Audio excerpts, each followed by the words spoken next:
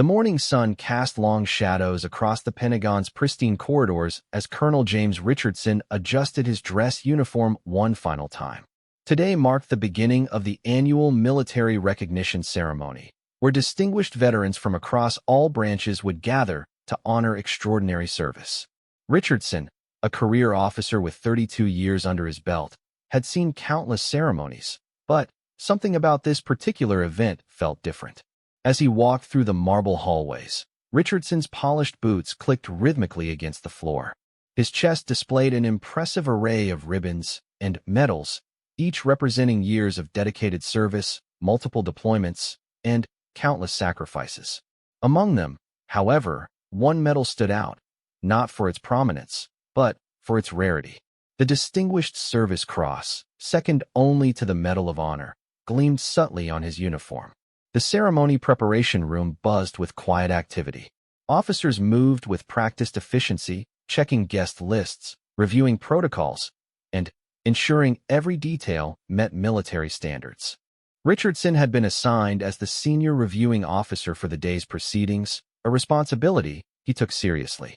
His role involved greeting dignitaries, introducing speakers, and, most importantly, recognizing the extraordinary veterans who would be honored. Maria Elena Vasquez arrived at the Pentagon's main entrance 30 minutes before the scheduled ceremony. At 54 years old, she carried herself with the quiet confidence of someone who had faced extraordinary challenges and emerged stronger. Her navy blue dress was simple but elegant, and on her left lapel, she wore a small pin that most people wouldn't recognize. The pin, no larger than a quarter, featured an eagle with outstretched wings surrounded by 13 stars. Vasquez had spent the previous evening reviewing her notes for today's presentation. As one of 4 living recipients of the nation's highest decoration for valor in combat, she understood the weight of responsibility that came with speaking to young service members. Her story wasn't one she told easily or often. The events that led to her receiving the Medal of Honor had occurred during her second deployment to Afghanistan, when she was a 28-year-old Army medic serving with the 75th Ranger Regiment. The security checkpoint moved efficiently, with guards professionally processing the morning's distinguished guests. Vasquez presented her identification and invitation, noting the respectful nods from the personnel who recognized the significance of her presence. As she waited for her security badge, she observed the steady stream of veterans, active duty personnel, and government officials entering the building. Inside the main conference hall, Richardson supervised the final arrangements. The room could accommodate 300 guests, with tiered seating arranged to provide optimal viewing for the presentation stage. American flags flanked both sides of the platform, and a large screen displayed the ceremony's agenda. Richardson reviewed his notes one more time, ensuring he could properly introduce each speaker and honor recipient. The guest list read like a who's who of military distinction. Retired generals, Medal of Honor recipients, wounded warriors, and family members of fallen heroes would all be in attendance. Richardson recognized many of the names, having served alongside some of these individuals during various assignments throughout his career. However, one name caught his attention: Maria Elena Vasquez, listed as a keynote speaker. Richardson frowned slightly as he read the notation beside her name. According to his briefing materials, she would be speaking about courage under fire and the importance of recognizing all service members' contributions. The background information seemed standard, mentioning her service as an Army medic and her subsequent work with veteran advocacy organizations. Nothing in the briefing indicated any special decorations or unusual circumstances surrounding her service. As guests began arriving, Richardson positioned himself near the main entrance to greet attendees. His role as senior reviewing officer required him to be visible and accessible, representing the ceremony's dignity and importance. He shook hands with retired officers, exchanged pleasantries with government officials, and welcomed family members who had traveled significant distances to attend.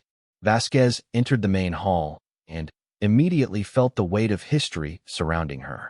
The Pentagon had been rebuilt and renovated since the September 11th attacks, but the sense of purpose and dedication remained unchanged. She recognized several faces in the crowd, fellow veterans she had met at previous ceremonies and advocacy events. Some nodded in acknowledgement, while others approached to exchange brief greetings. Richardson noticed Vasquez as she moved through the crowd. Something about her bearing immediately caught his attention. She moved with the measured confidence of someone accustomed to high-stress situations, and other veterans in the room seemed to recognize her presence. However, when Richardson's gaze fell upon the small pin on her lapel, his expression changed dramatically. The pin appeared to be a Medal of Honor replica, the kind that souvenir shops sold to tourists visiting military museums. Richardson had seen countless fake medals and decorations throughout his career, worn by individuals seeking unearned recognition or attempting to gain access to veteran benefits. The practice, known as stolen valor, was both illegal and deeply offensive to those who had legitimately earned their decorations. Richardson's jaw tightened as he observed Vasquez more closely. The pin looked cheaply made, lacking the detailed craftsmanship of an authentic Medal of Honor. The colors seemed slightly off, and the medal appeared to have a different finish than genuine military decorations. In Richardson's experience, authentic Medals of Honor were rarely worn casually, and never as simple lapel pins at routine ceremonies. The colonel's years of experience had taught him to recognize authentic military bearing and genuine service. While Vasquez certainly carried herself like a veteran, something about the situation didn't add up. According to his knowledge, only 4 living recipients of the Medal of Honor were women, and he was familiar with all their names and service records. Maria Elena Vasquez was not among them. Richardson decided to approach Vasquez directly.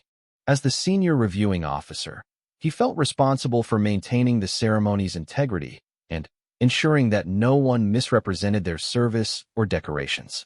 He crossed the room with measured steps, his expression stern but professional. When Richardson reached Vasquez, she was engaged in conversation with a group of younger veterans. She spoke quietly about her work with a nonprofit organization that helped combat veterans' transition to civilian careers. Her words carried the authority of someone who understood the challenges facing returning service members, and her listeners hung on every word. Richardson waited for an appropriate pause in the conversation before clearing his throat. The group turned toward him, and several immediately recognized his rank and position. They stepped back slightly, allowing Richardson direct access to Vasquez. The colonel's eyes immediately focused on the pin adorning Vasquez's lapel. Up close, his initial assessment seemed confirmed. The pin lacked the weight and finish of an authentic military decoration. The eagle's features appeared poorly defined, and the stars surrounding it seemed unevenly spaced. Richardson's voice carried the authority of 3 decades in uniform when he spoke. His words were measured but carried an unmistakable edge of disapproval. The surrounding conversations gradually quieted as nearby guests sensed the tension in the colonel's approach. Vasquez looked up at Richardson with calm eyes that showed no trace of anxiety or This is not a drill. Her We must expression act remained decisively neutral, now, or the neither consequence will be challenging severe. nor submissive. She had clearly faced confrontations before and understood how to maintain her composure under pressure. The moment stretched between them as Richardson studied Vasquez's face, searching for signs of deception or discomfort. He had confronted stolen valor cases before, and perpetrators typically displayed telltale signs of nervousness when challenged by senior military personnel. However, Vasquez's steady gaze and relaxed posture suggested either supreme confidence or genuine authenticity. Richardson's training and experience told him to trust his initial assessment. The pin looked fake. The recipient wasn't on his mental list of female Medal of Honor recipients, and the situation demanded immediate clarification. The integrity of the entire ceremony could be compromised if someone was wearing unauthorized decorations. The surrounding guests had begun to notice the interaction between Richardson and Vasquez. Conversations died down as people sensed the gravity of whatever was unfolding.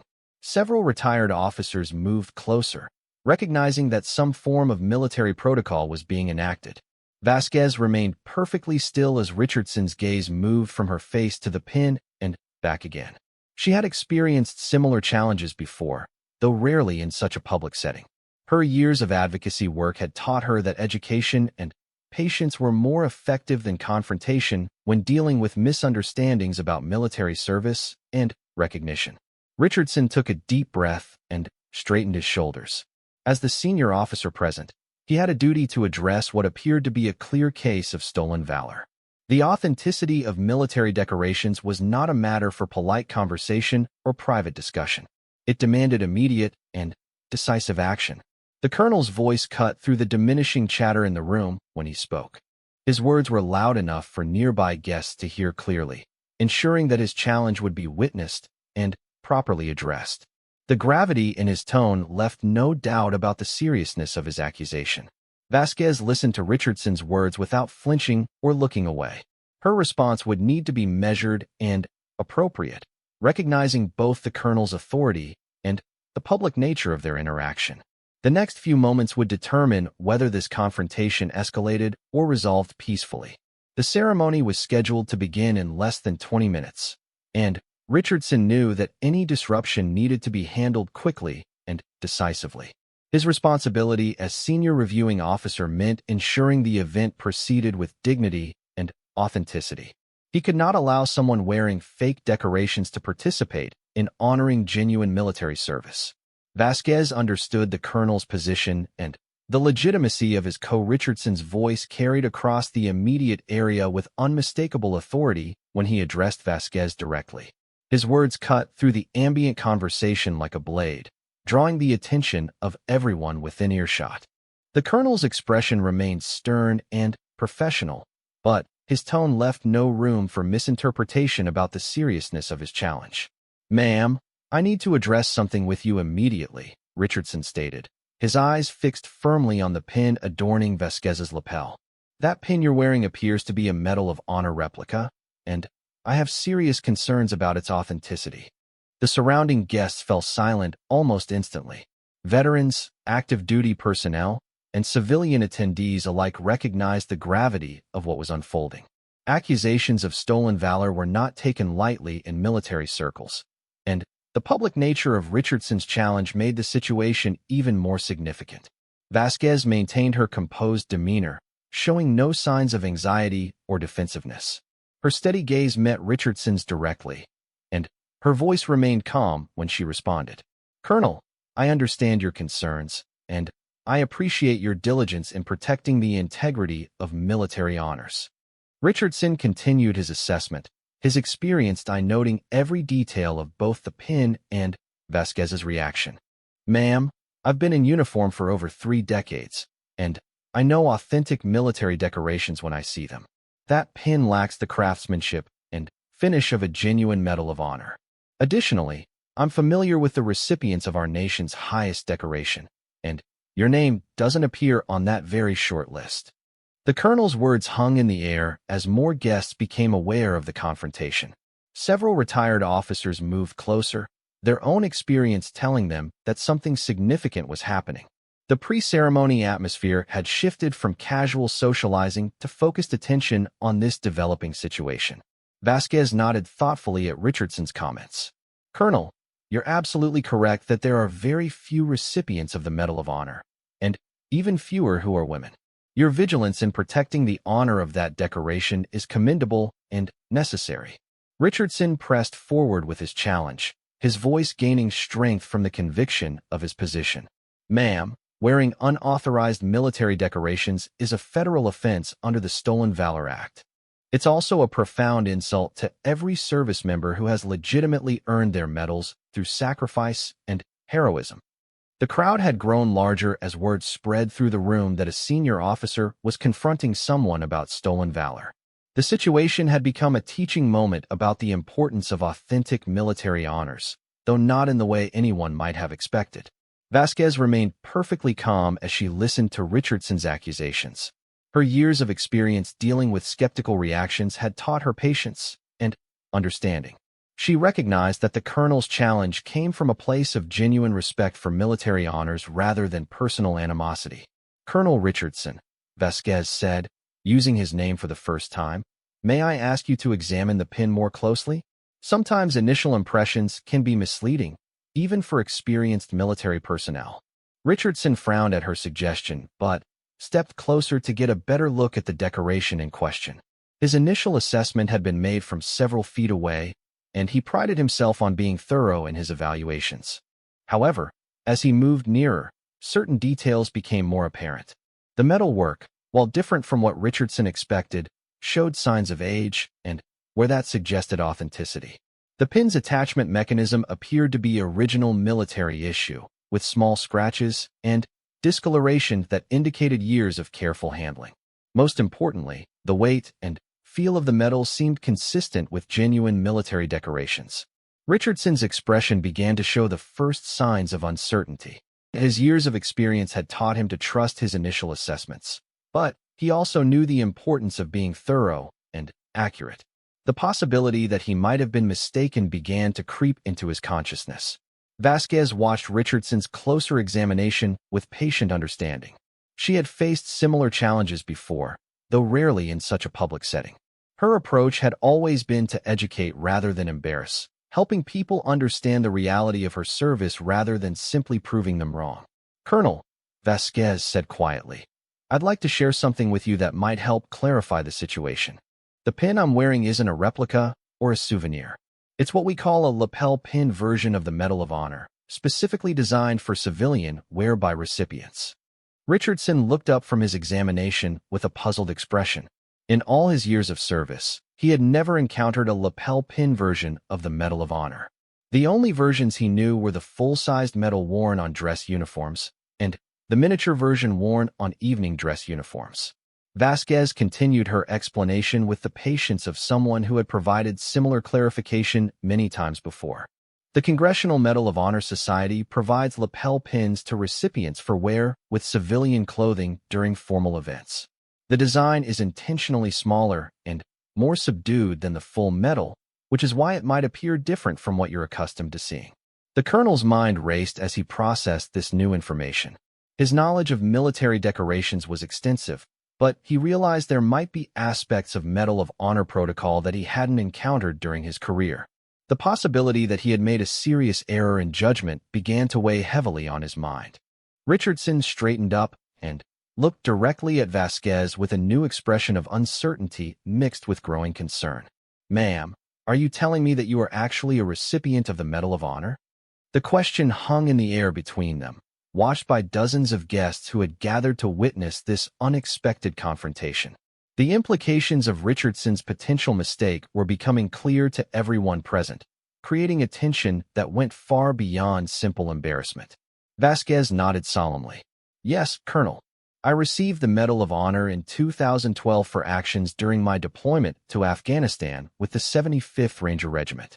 I served as a combat medic, and the citation was for events that occurred during a Taliban ambush of our convoy in Helmand Province." Richardson felt his stomach drop as the full weight of his mistake became apparent. The woman he had publicly accused of stolen valor was not only a legitimate Medal of Honor recipient, but one whose service had earned the nation's highest recognition for valor in combat. His face began to flush with embarrassment and regret. The crowd around them had grown silent, with many guests beginning to understand that they were witnessing something unprecedented. A senior military officer had just challenged the authenticity of a Medal of Honor recipient's decoration in front of dozens of witnesses. The gravity of the situation was becoming clear to everyone present. Vasquez could see the shock and embarrassment beginning to register on Richardson's face. Her expression remained compassionate rather than accusatory, understanding that his challenge had come from genuine concern for military honor rather than malicious intent. "Colonel," she said gently, "I understand why you question the pin. Protecting the integrity of military decorations is critically important, and your vigilance shows your commitment to honoring genuine service. However, I think this situation can become a valuable learning opportunity for everyone present." Richardson struggled to find appropriate words as the magnitude of his error sank in. He had publicly accused a Medal of Honor recipient of stolen valor, questioning the authenticity of a decoration that represented the ultimate recognition of courage and sacrifice. His professional reputation and personal integrity felt severely compromised. The surrounding guests watched in fascination as the dynamic between Richardson and Vasquez continued to evolve. What had begun as a confrontation about stolen valor was transforming into something much more complex and educational about military culture, recognition, and the importance of understanding before acting. Vasquez recognized Richardson's distress and chose to address it directly rather than allowing him to suffer in silence. "Colonel, I want you to know that I don't take any offense at your challenge. In fact, I respect your willingness to confront what you believe to be stolen valor. That kind of courage is exactly what protects the integrity of military honors." Richardson found his voice, though it carried a heavy weight of regret. "Ma'am, I owe you a profound apology. I made an assumption based on incomplete information, and I challenged your honor in a public setting without proper verification. My behavior was unbecoming of an officer and fell far short of the standards I try to maintain." The colonel's apology was genuine and heartfelt, but Vasquez could see that he was struggling with more than simple embarrassment. The situation had challenged his understanding of his own expertise and judgment, creating a crisis of confidence that went beyond this single incident. Vasquez took a measured breath and addressed the growing circle of guests who had gathered around her and Colonel Richardson. Her voice carried clearly through the main hall, drawing even more attendees who sensed that something important was happening beyond the scheduled ceremony agenda. "Thank you all for your patience with this unexpected discussion," Vasquez began, her tone warm but serious. "I think this moment presents an opportunity to talk about something that affects all of us who have served, the importance of military honors and the responsibility we share in protecting their integrity." Richardson stood beside her, still visibly affected by his mistake, but clearly committed to supporting whatever educational opportunity Vasquez wanted to create. His expression showed both professional respect and personal gratitude for her gracious handling of his error. Vasquez held up her lapel pin, allowing the assembled guests to see it clearly. As Colonel Richardson correctly noted, protecting the authenticity of military decorations is critically important. Stolen valor is a real problem that diminishes the sacrifices made by legitimate recipients and their families. The crowd had grown to include nearly half of the ceremony's attendees, with people pressing closer to hear Vasquez's explanation. Veterans, active duty personnel, and civilian guests all listened intently, recognizing that they were witnessing an unscripted but valuable lesson about military culture and honor. "This pin," Vasquez continued, "is what's called a lapel pin version of the Medal of Honor, provided by the Congressional Medal of Honor Society for recipients to wear with civilian clothing during appropriate events. It's smaller and more subdued than the full medal because it's designed for situations exactly like this one. Formal gatherings where recipients want to honor the decoration without the full military regalia." Richardson interjected, his voice carrying a note of professional curiosity mixed with lingering embarrassment. "Ma'am, in my 32 years of service, I've never encountered these lapel pins. I was only familiar with the full-sized medal and the miniature version for evening dress uniforms."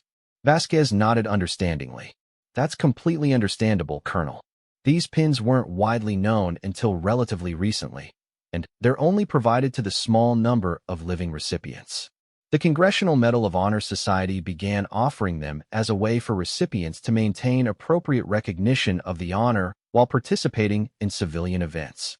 A retired Navy captain in the audience raised his hand and asked, "Ms. Vasquez, could you tell us about the verification process for something like this?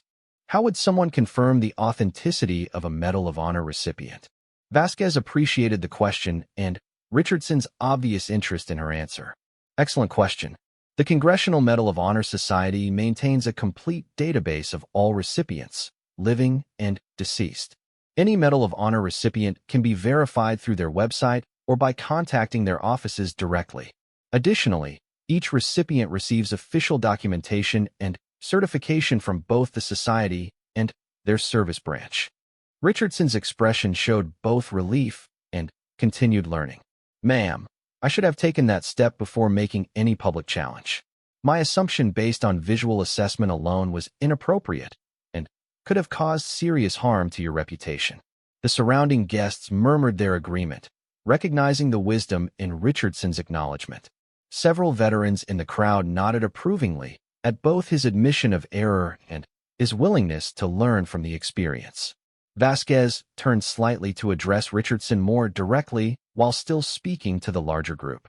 "Colonel, your instinct to protect military honors was correct, even if your method could have been better.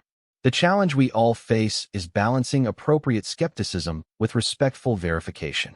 A young Army lieutenant approached the edge of the circle and asked, "Ma'am, could you tell us about your service? I think it would help all of us understand the reality behind the decoration." Vasquez paused thoughtfully before responding.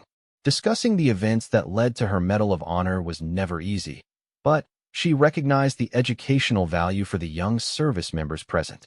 "I served as a combat medic with the 75th Ranger Regiment during my second deployment to Afghanistan. The events occurred in October 2011 during what began as a routine convoy mission in Helmand Province." The hall had grown completely silent except for Vasquez's voice. Even conversations at the far end of the room had stopped as word spread that a Medal of Honor recipient was sharing her story. Richardson stood at attention beside her, his earlier embarrassment now transformed into genuine respect and interest. "Our convoy was moving through a valley that intelligence had cleared as relatively secure," Vasquez continued. "However, Taliban forces had positioned themselves in the high ground on both sides of our route. When they initiated the ambush, our vehicles were caught in a devastating crossfire with no immediate escape route." The young lieutenant who had asked the question stood transfixed, along with everyone else in the audience. The reality of combat, described by someone who had not only survived but earned the nation's highest recognition for her actions, carried a weight that no training exercise or classroom instruction could match. Richardson found himself completely absorbed in Vasquez's account. His own combat experience, while extensive, had never included anything approaching the intensity she was describing. He began to understand not only the magnitude of his earlier mistake, but also the extraordinary nature of the person he had challenged. "The initial blast destroyed our lead vehicle and severely wounded several Rangers," Vasquez continued. "As the unit's medic, my primary responsibility was treating casualties and coordinating medical evacuation. However, the enemy fire was so intense that reaching the wounded required crossing approximately 50 meters of open ground under direct observation from multiple enemy positions." A retired Marine colonel in the audience asked, "How many casualties were you dealing with? And what were your available resources?" Vasquez's expression grew more serious as she recalled the specific details. "We had 7 wounded Rangers, 3 of them critical. My available medical supplies were limited to what I could carry in my aid bag and what was salvageable from the destroyed vehicles.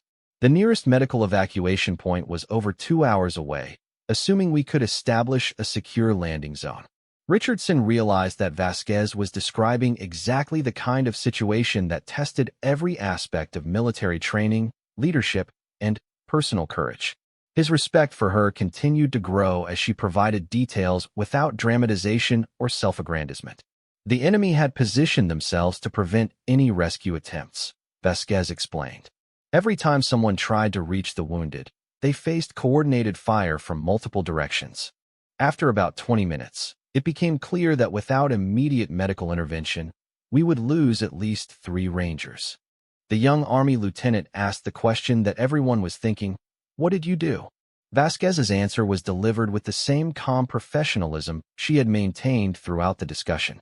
"I made multiple trips across that open ground to reach each wounded Ranger, provide immediate medical care, and evacuate them to a more secure position.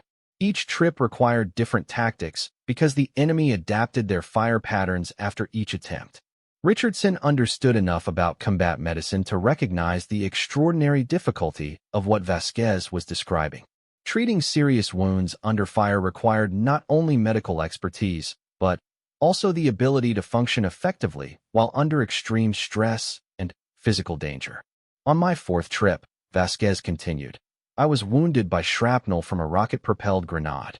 However, there were still 2 critical casualties who needed immediate evacuation. The wound made movement more difficult, but stopping wasn't an option when Rangers' lives were at stake." The audience listened in complete silence as Vasquez described actions that went far beyond normal expectations of duty or courage. Her matter-of-fact delivery made the events seem almost routine, though everyone present understood the exceptional nature of what she had accomplished. Richardson found his voice to ask, "How did the situation finally resolve? Were you able to save all 7 Rangers?" Vasquez's expression showed both satisfaction and residual sadness when she answered, "We saved 6 of the 7.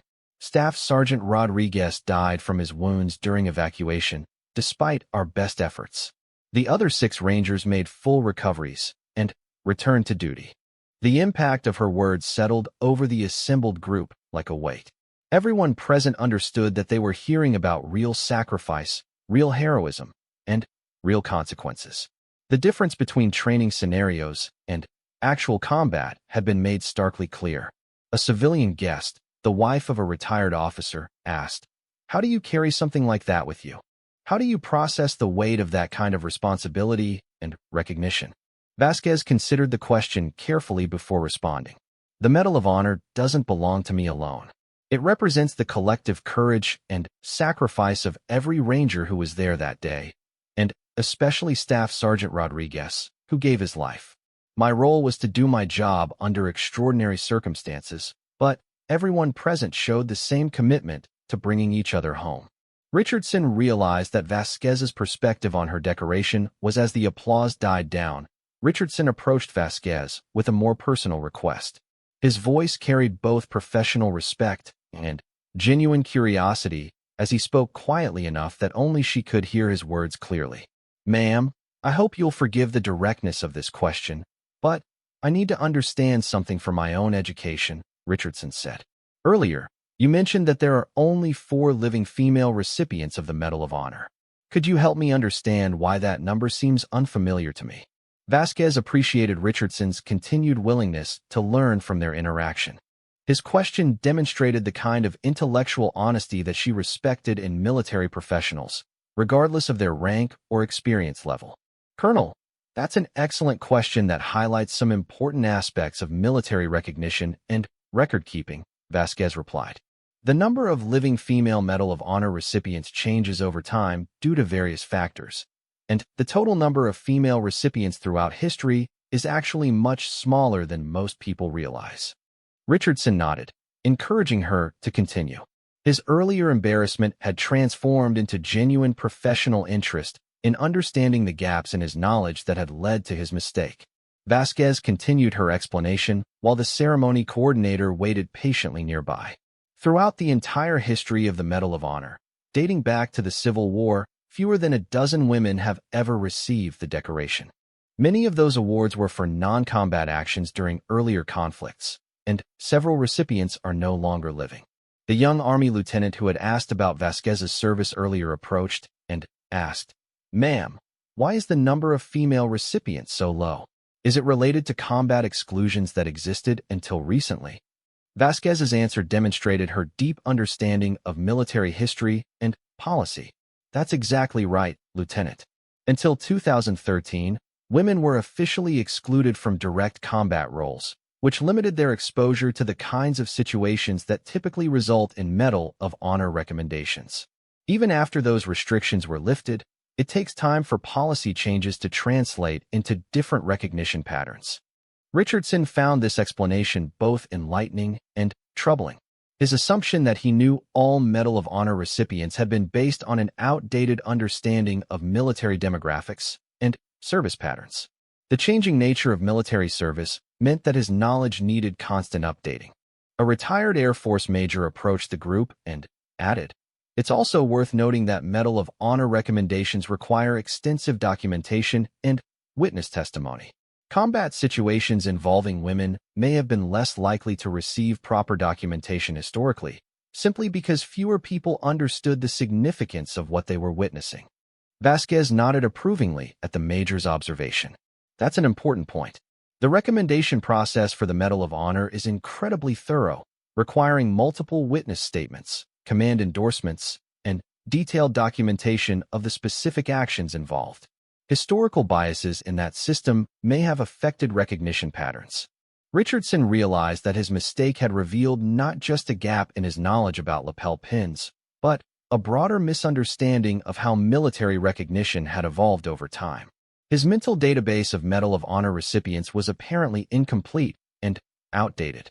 The ceremony coordinator approached more directly this time, clearly needing to begin the official program. However, Richardson was reluctant to end what had become the most educational conversation of his recent career.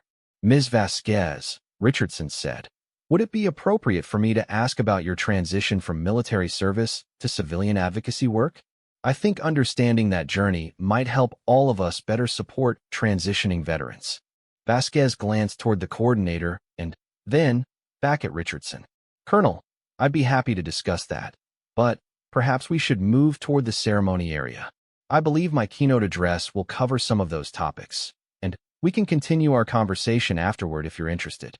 Richardson agreed immediately, recognizing both the practical necessity and the appropriateness of Vasquez's suggestion. As they began walking toward the main stage area, he continued to process the profound impact their interaction had already had on his understanding. The assembled guests gradually moved toward their assigned seats, but the energy in the room had changed dramatically.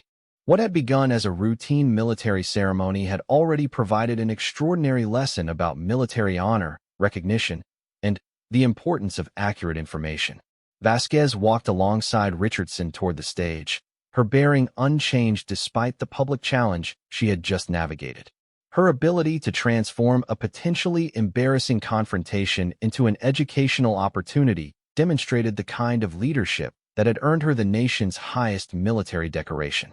Richardson found himself reflecting on the broader implications of their interaction. His challenge to Vasquez had been based on assumptions that seemed reasonable but were ultimately incorrect.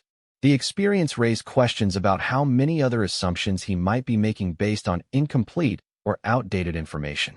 As they reached the seating area, Richardson turned to Vasquez one more time. "Ma'am, I want you to know that this experience has been humbling in the best possible way. Your grace under pressure today demonstrates the same qualities that must have been present during your service in Afghanistan." Vasquez smiled genuinely at Richardson's comment. "Colonel, pressure is relative. Today's situation required patience and education. Afghanistan required medical expertise and physical courage. Both situations benefited from staying calm and focused on the mission at hand." The comparison highlighted the consistency in Vasquez's character across different circumstances. Whether facing enemy fire in combat or public skepticism in a ceremonial setting, she approached challenges with the same measured professionalism and commitment to positive outcomes. Richardson took his designated seat near the front of the ceremony area, his mind still processing everything he had learned. The formal program was about to begin, but he knew that Vasquez's keynote address would now carry additional significance based on their personal interaction. The ceremony coordinator approached the podium and began the official proceedings with traditional military protocol. The posting of colors, national anthem, and invocation followed their expected sequence, but the atmosphere in the room remained charged with the energy from the earlier discussion. As the preliminary ceremonies concluded, the coordinator introduced Vasquez as the keynote speaker. Her introduction included a detailed recitation of her military service, the circumstances of her Medal of Honor award, and her subsequent work with veteran advocacy organizations. Richardson listened to the formal introduction with new appreciation for the depth of Vasquez's contributions to military service and veteran affairs. The official biography revealed accomplishments and recognitions that went far beyond her Medal of Honor, painting a picture of sustained excellence and dedication. When Vasquez approached the podium, the audience reception was notably warmer and more engaged than typical ceremony responses. Many of the guests had either witnessed or heard about the earlier interaction with Richardson, creating a sense of personal connection with the speaker. Vasquez began her address by acknowledging the unusual circumstances that had preceded the formal ceremony. "Thank you all for your attention this morning and for the patience you showed during my impromptu discussion with Colonel Richardson. That conversation actually provides a perfect introduction to the topics I wanted to address with you today." Richardson felt a mixture of embarrassment and appreciation as Vasquez referenced their interaction. Her ability to incorporate the incident into her planned remarks demonstrated exceptional speaking skills and situational awareness. "The challenge that Colonel Richardson presented to me illustrates something important about our military community," Vasquez continued. We have a shared responsibility to protect the integrity of military honors while also ensuring that we base our actions on accurate information and appropriate verification processes. The audience listened intently as Vasquez used their earlier confrontation as a foundation for broader discussions about military culture, recognition, and mutual support. Her approach transformed Richardson's mistake into a valuable case study for everyone present. Richardson found himself taking notes as Vasquez spoke, recognizing that her insights could improve his own leadership practices and understanding of military recognition systems. Her ability to extract educational value from difficult situations was clearly a developed skill. After the formal ceremony concluded, Richardson approached Vasquez near the reception area where guests were gathering for refreshments and continued networking. His earlier embarrassment had evolved into genuine admiration and a strong desire to continue learning from their interaction. "Ms. Vasquez," Richardson said as he reached her side, "I hope you'll allow me to continue our conversation. Your keynote address raised several points that I'd like to understand better, particularly regarding veteran advocacy work and the transition challenges you mentioned." Vasquez turned toward Richardson with the same patient professionalism she had maintained throughout their entire interaction. "Of course, Colonel. I'm always happy to discuss veteran issues with someone who shows genuine interest in supporting our community." They moved to a quieter corner of the reception area where their conversation could continue without interruption. Richardson had prepared several questions based on both Vasquez's speech and his own recognition that his understanding of veteran affairs might have similar gaps to his knowledge of Medal of Honor protocols. "One thing that struck me during your address," Richardson began, "was your emphasis on the changing nature of military recognition. Could you elaborate on how those changes affect the work you do with transitioning veterans?" Vasquez appreciated the thoughtfulness of Richardson's question. "That's an excellent connection to make, Colonel. Many veterans transition to civilian careers without fully understanding how to communicate their military achievements to civilian employers. The same knowledge gaps that led to our earlier misunderstanding can affect employment opportunities and professional advancement." Richardson nodded, beginning to see the broader applications of the lessons learned from his mistake. "Are you saying that civilian employers might not recognize or properly value military experience because they lack accurate information about military roles and achievements?" "Exactly," Vasquez confirmed. "A combat medic's experience, for example, translates to valuable skills in emergency medicine, crisis management, team leadership, and decision-making under pressure. However, if civilian employers only understand traditional medical roles, they might not recognize the full scope of capabilities that military medical personnel bring to their organizations." The conversation attracted the attention of several other guests, including the young Army lieutenant who had asked questions during Vasquez's earlier discussion. He approached respectfully and asked, "Ma'am, how do veterans effectively communicate their military experience to civilian employers who might not understand military culture?" Vasquez's response demonstrated her practical expertise in veteran advocacy. "It requires translation and education on both sides. Veterans need to learn how to describe their military achievements in terms that civilian employers understand, while employers need better education about the value and transferability of military skills." Richardson found this perspective fascinating and immediately relevant to his own upcoming retirement planning. "Ms. Vasquez, do you think senior military officers face different challenges in this transition process compared to enlisted personnel or junior officers?" The question revealed Richardson's personal interest in the topic, and Vasquez responded with increased attention to his specific situation. Senior officers often face unique challenges because their military responsibilities may seem so specialized that civilian employers struggle to see equivalent roles in their organizations. The key is identifying the underlying leadership and management skills that transfer across sectors.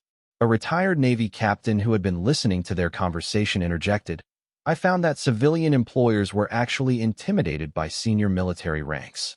They worried that former colonels or generals wouldn't be satisfied with civilian management roles that might seem less prestigious." Vasquez nodded at the captain's observation. "That's a common concern, and it highlights the importance of veteran advocacy organizations that can educate both sides of the employment equation." Employers need to understand that military personnel are accustomed to adapting their roles and responsibilities to meet mission requirements. Richardson realized that his earlier assumption about knowing military recognition systems was part of a broader pattern of assumptions that could affect his post-retirement career prospects. It sounds like the same thorough verification and continuous education that should apply to military honors also applies to understanding veteran capabilities and potential. That's a brilliant connection, Vasquez said with genuine enthusiasm. The discipline and attention to detail that makes someone effective at protecting military honor also make them effective at supporting veteran transitions. Both require commitment to accurate information and appropriate verification processes. The young lieutenant asked, "Ma'am, what advice would you give to active duty personnel who want to better prepare for eventual transition to civilian careers?" Vasquez's answer reflected her years of experience helping veterans navigate these challenges. Start early, stay informed about civilian career fields that interest you, and develop relationships with veterans who have successfully made transitions in those areas. Most importantly, learn to articulate your military experience in terms that civilian employers can understand and value. Richardson found himself taking mental notes as Vasquez spoke. Her practical advice addressed concerns he hadn't even realized he should have about his own future transition. "Ms. Vasquez, do you think military personnel receive adequate preparation for civilian career transitions during their service?" "There's definitely room for improvement," Vasquez replied diplomatically. "Many service members focus so completely on their military duties that they don't adequately prepare for the reality that most of them will eventually need civilian careers. Earlier and more comprehensive transition support could significantly improve outcomes." The conversation had attracted a small group of interested listeners, including several veterans at different stages of their own career transitions. Richardson noticed that Vasquez's responses were benefiting not just him, but everyone within hearing range. A civilian guest approached the group and asked, "Ms. Vasquez, from the civilian perspective, what should employers know about working with military veterans that they might not naturally understand?"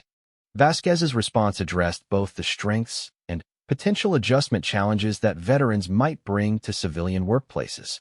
Veterans typically excel at mission-focused work, team collaboration, and adapting to changing requirements.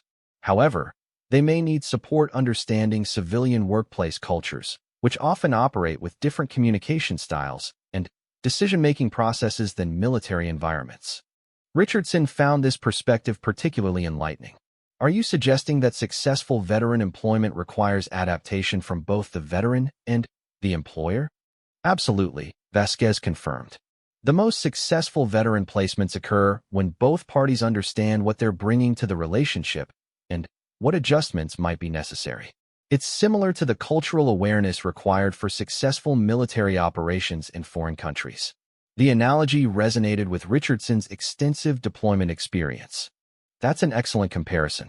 Just as military personnel need cultural training for overseas assignments, veterans and civilian employers need cultural training for successful workplace integration." Vasquez smiled at Richardson's quick grasp of the concept. "Exactly. And just as military cultural training is most effective when it's thorough and ongoing, veteran employment support works best when it continues beyond the initial placement." The reception was winding down, but Richardson realized that their conversation had only scratched the surface of topics he wanted to explore. "Ms. Vasquez, would it be appropriate for me to contact you in the future if I have additional questions about veteran advocacy work or transition planning?" "Of course, Colonel," Vasquez replied, reaching into her purse for a business card. "I'm always available to support military personnel and veterans, regardless of where they are in their career journey." Richardson accepted the card gratefully, recognizing that their chance encounter had opened up new perspectives on both military recognition and veteran affairs. "Thank you for your patience with my earlier mistake and for turning it into such a valuable learning experience." Vasquez's final words to Richardson captured the essence of their entire interaction. "Colonel, your willingness to acknowledge error and learn from it represents the best qualities of military leadership. Those same qualities will serve you well in whatever challenges you face next, whether they're in uniform or civilian clothes." As Richardson walked toward the exit, he reflected on how completely his day had diverged from his expectations. He had arrived as a senior reviewing officer, confident in his knowledge, and prepared to oversee a routine ceremony. Instead, he was leaving with new insights about military recognition, veteran advocacy, and his own assumptions and limitations. The encounter with Vasquez had been professionally humbling, but personally enriching. Richardson realized that his mistake had revealed gaps in his knowledge that could have had serious consequences in other contexts. More importantly, Vasquez's gracious handling of the situation had demonstrated leadership qualities that went far beyond her combat heroism. Richardson's final reflection as he left the Pentagon focused on the broader lessons from their interaction. Military service, whether in combat or ceremony, required continuous learning, appropriate humility, and the ability to admit and learn from mistakes.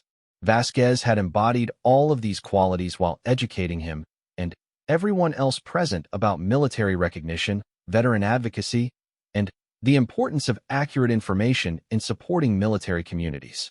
The day that had begun with Richardson questioning Vasquez's authenticity ended with him questioning his own assumptions and committing to better preparation for both his remaining military service and his eventual transition to civilian life. In challenging what he believed to be stolen valor, Richardson had instead encountered genuine heroism and exceptional leadership that would influence his approach to military service for the remainder of his career. The incident would become a story that Richardson would share with other military personnel as an example of the importance of verification procedures, the danger of assumptions, and the value of learning from mistakes. Most importantly, it had introduced him to a role model whose influence would extend far beyond their brief encounter at the Pentagon ceremony. Vasquez's impact on Richardson and the other ceremony attendees demonstrated that military recognition extends beyond formal decorations to include the ongoing responsibility of veterans to support, educate, and inspire continued service to the military community. Her Medal of Honor represented not just past heroism, but continuing commitment to the values and people that make military service meaningful. The ceremony had accomplished its intended purpose of honoring military service, but in an unexpected way that none of the organizers could have planned. Through Richardson's mistake and Vasquez's gracious response, everyone present had received an education about military recognition, veteran advocacy, and the leadership qualities that define the best of military service. Vasquez addressed the importance of evolving military demographics, changing recognition patterns, and the need for continuous education about military honors and procedures. Her speech wove together personal experience, historical context, and practical recommendations for supporting veteran communities. The reality is that our military continues to evolve, Vasquez explained. New roles, new recognition patterns, and new ways of honoring service require all of us to stay informed and avoid assumptions based on outdated information. Colonel Richardson's willingness to acknowledge his mistake and learn from it represents exactly the kind of professional growth that makes our community stronger. Richardson appreciated Vasquez's continued gracious treatment of their interaction, but he also recognized the broader lessons embedded in her remarks. Her speech was addressing systemic issues in military culture while using their personal experience as an illustration. The keynote address continued for another 20 minutes, covering topics ranging from veteran employment challenges to the importance of mentorship in military communities. Vasquez's expertise in these areas was evident through specific examples and practical recommendations. As Vasquez concluded her remarks, the audience response was enthusiastic and prolonged.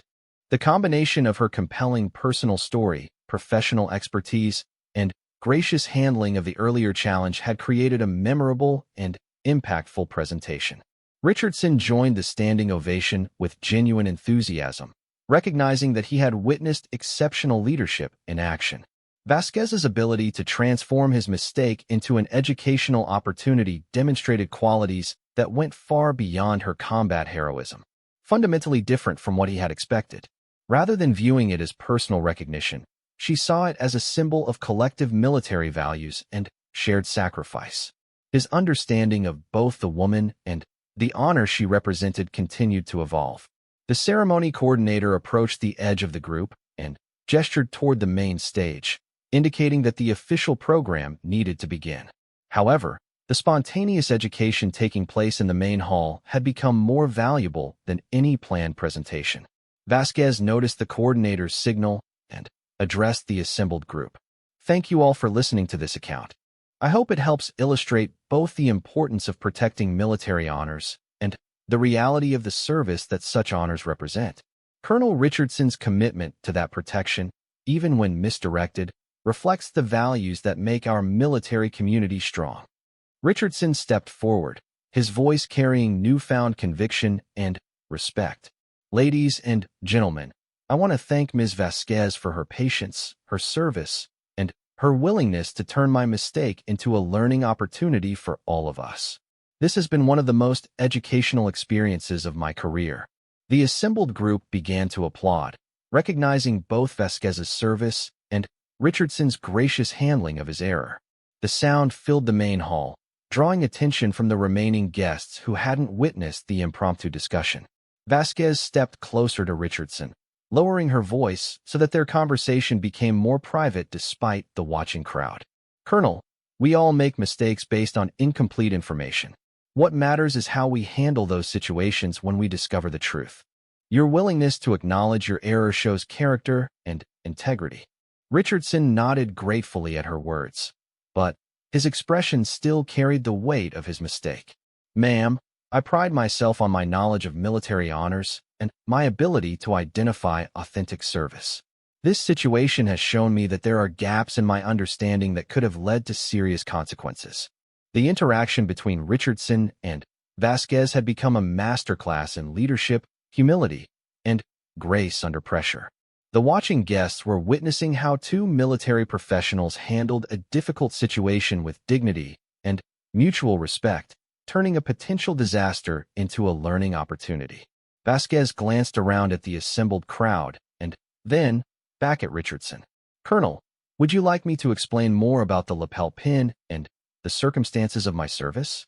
I think it might help everyone here understand both the authenticity of military honors and the importance of the verification process you were trying to protect.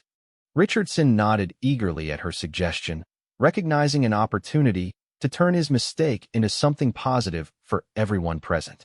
Yes, ma'am. I think that would be extremely valuable for all of us here today. The ceremony was scheduled to begin in just a few minutes, but the spontaneous education taking place in the main hall had become more valuable than any planned presentation.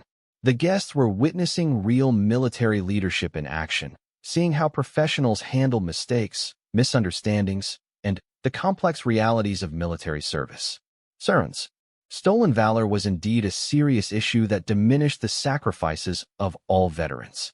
She also knew that her response needed to educate rather than embarrass, turning this moment into an opportunity for understanding rather than conflict. The tension in the room was palpable as more guests became aware of the developing situation. Military personnel instinctively recognized when one of their own was challenging someone's credentials, and the atmosphere shifted from casual pre-ceremony socializing to focused attention on Richardson and Vasquez. Richardson's years of leadership experience had taught him that decisive action was often more important than prolonged deliberation.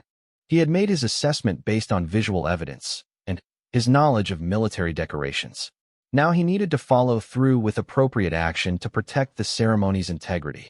Vasquez took a small step forward, closing the distance between herself and Richardson slightly. Her movement was neither aggressive nor defensive, but rather indicated her readiness to address his concerns directly and completely. The time for indirect communication had passed, and both individuals understood that the situation required immediate resolution.